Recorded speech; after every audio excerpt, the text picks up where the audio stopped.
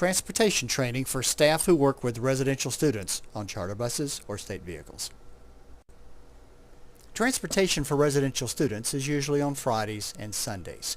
Charter buses have front and back traffic safety assistants, TSAs or monitors, and state vehicles have a TSA and a driver who could act as a TSA if necessary. TSAs work as a team and are responsible for all children. Responsibilities and job duties. Rear seats are to be free of students on buses. The two front seats are to be free of students on buses. The front TSA will occupy a seat at least 6 to 10 seats from the front. They do not sit in the very front. The back TSA will occupy the rear seat of the charter bus. Any additional TSA will occupy a seat in the middle of the bus. There must be at least one female TSA on each vehicle, with 2 males being discouraged. Other responsibilities and job duties. Picks up the bag, check-off book, memos, blankets, logs, cell phone, etc. Bring the luggage to and from vehicles. Turns the cell phone on immediately and has it on at all times. Ensures medicine and sign-off sheets were received. Picks up any extra materials, letters home, monthly calendars, etc. Additional responsibilities and job duties. Checks the vehicles for cleanliness and safety. Writes a report to the transportation director if observations are made that need to be addressed, and makes sure that the first aid kit is intact and stocked.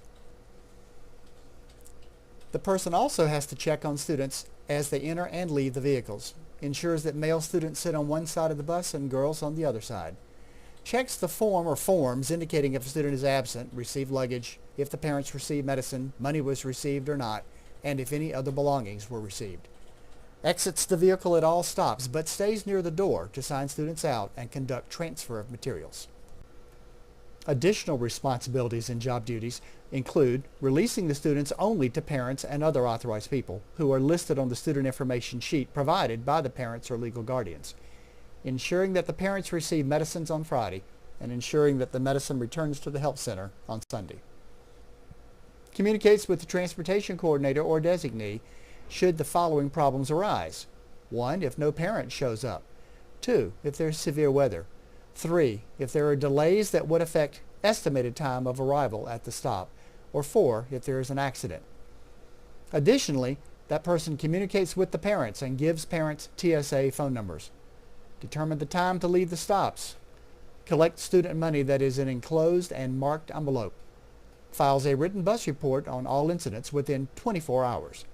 Disciplines students following the GMS Code of Conduct and submits written incident reports within 24 hours.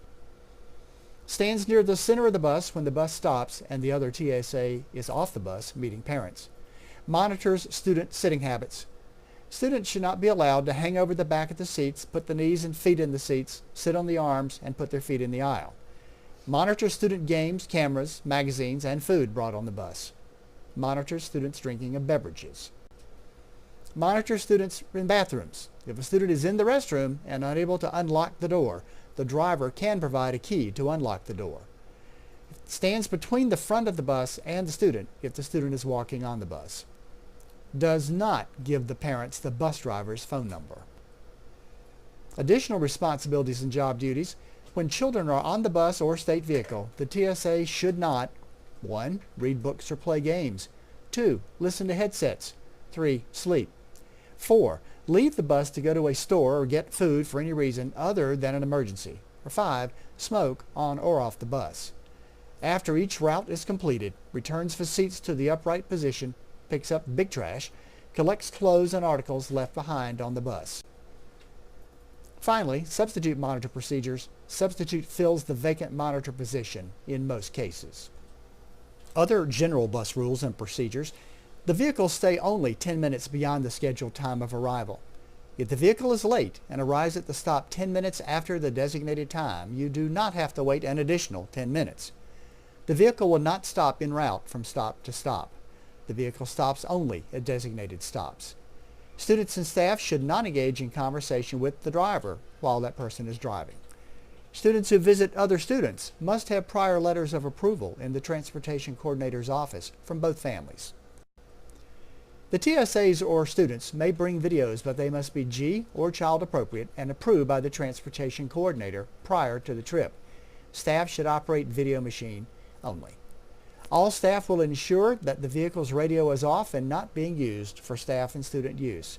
The radio, if on, is only loud enough for the charter bus driver. All staff ensures that students use their own personal headphones when listening to radios so the sound is not heard by others.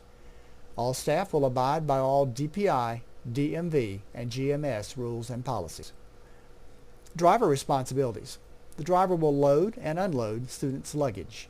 Shall communicate in a professional and courteous manner. Charter bus drivers do not talk to parents on the telephone, do not determine when the charter bus should leave the charter bus stops, and do not get included in school matters or children's behavior.